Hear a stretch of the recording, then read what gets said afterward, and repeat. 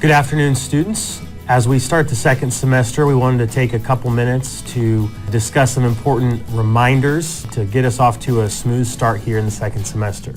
Today, I'm going to touch on student safety and a couple things we have in place to help keep everyone safe while they're here at school. First thing we want to do is do a quick review of bullying. Bullying is defined by two important things. Number one, there's an imbalance of power.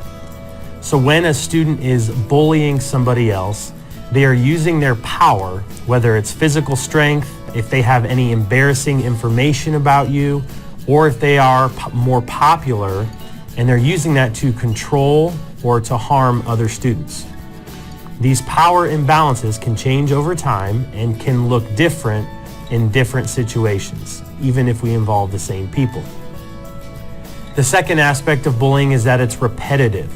That means it happens more than one time. If somebody does something mean to you once, that is not bullying. But if it's repeated over and over and over again, where the same person is being mean to you or doing something to you or to a friend, if it's repetitive and if there's an imbalance of power, which means one student has more power than the other, then that is considered bullying. On top of that, it is bullying when a student has been given a chance to fix their behavior, but they choose not to. And that means you've told them to stop, or you've told an adult, and an adult has intervened, a staff member here at school. And if a staff member intervenes and that student continues to make those choices, then it would be considered bullying. So again, bullying, there's an imbalance of power and it's repetitive. On top of that, there are three categories of bullying that we typically see. Number one is verbal bullying, and this is using your words, which could include saying or writing mean things. And of course, this includes social media, texting, messaging. The second category is social bullying. This is where you're hurting someone's reputation or their relationships.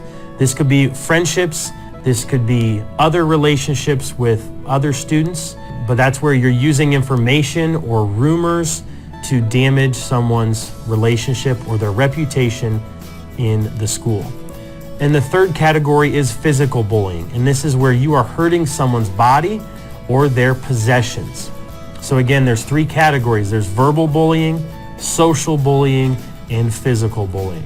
Now, if you witness bullying, or if somebody is bullying you, we have several different ways you can report this. Obviously, the first way is talk to a teacher, talk to Mr. Blickenstaff, talk to me, talk to Miss Craig. That's the best option. Come talk to somebody.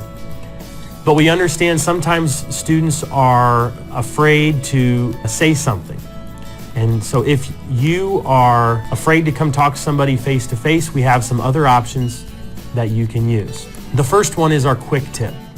And this allows anybody, not just a student, this allows anybody to send an anonymous tip to school officials. This is completely anonymous. We have no way of figuring out who sends these, but it can be really helpful for us to get some information.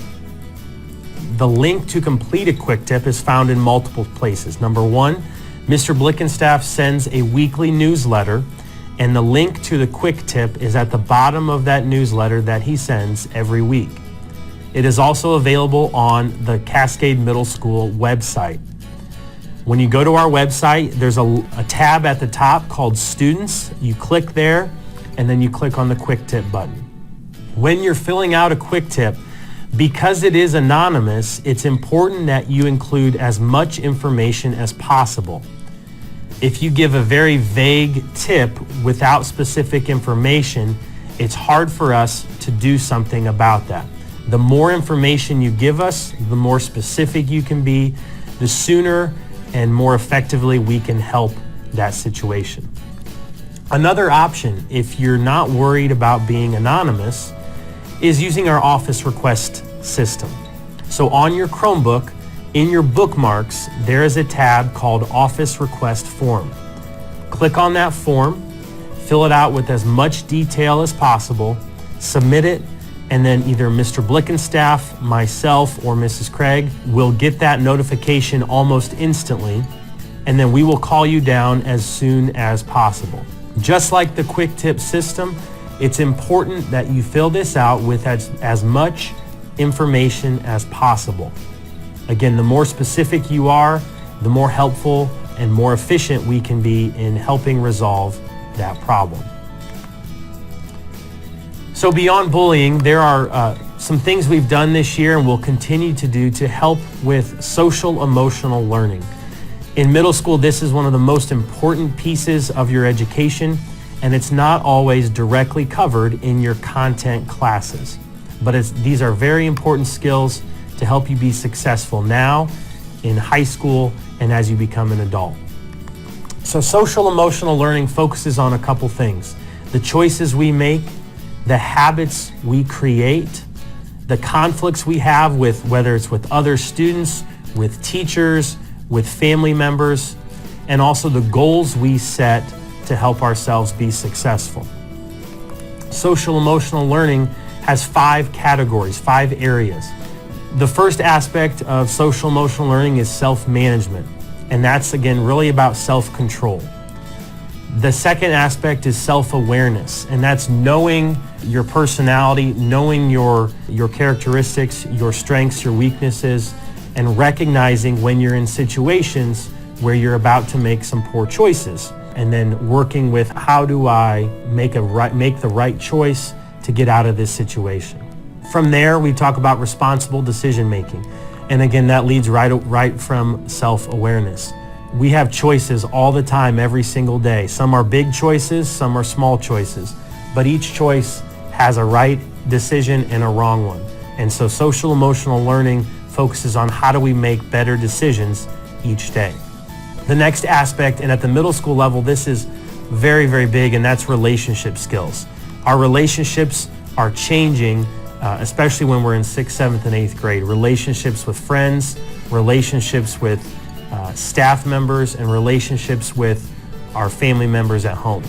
And the last aspect is social awareness. And again, this is, as we come to middle school, everyone is different. We are all unique.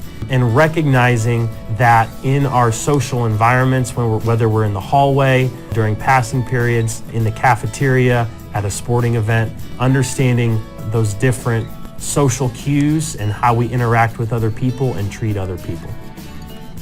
And so when we talk about social emotional learning, that's going to be a big focus second semester on Wednesdays during mentor period. We will have different activities and lessons to complete to help us learn more about ourselves and how we can make better decisions and interact with our peers. Now, that being said, we also had a couple phenomenal speakers during the first semester who had some great messages for everybody, not just students, for our staff as well. That first speaker was Nathan Harmon, and his big message was making the next right choice. Right? We all make mistakes. Everybody makes mistakes. But we can't let one mistake unravel into a bunch more really bad choices. And so his message was about, even if you screw up, look at the next choice you have and make the right choice there.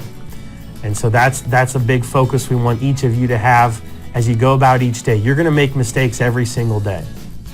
But it's what you do after that mistake that really counts. And our other speaker right before winter break was Matt Wilhelm. And his big message was about the power of our words. Our words can have a huge impact on other people. Even if we don't think it's that important or that big of a deal, it can have a huge impact on them. And so as we wrap this up, it's important to remember your words carry so much power when you're talking about somebody else. Again, be kind, be nice, be respectful, and again, make the next right choice. Thank you for the time, students. As we wrap up, I really want to sum this presentation up with a couple words. If you see something that's not right, that's not kind, that's not nice, that's dangerous or hurtful, if you see something, say something. We have many different ways you can report it, whether you are comfortable talking to an adult in the building. You can also do it electronically and even anonymously where your name will not be associated with it. But you are the number one way for us to keep our building safe. You see something that's not right, tell somebody and we can do something about it. Students, thanks for the time and have a great rest of your day, and let's have a great second semester.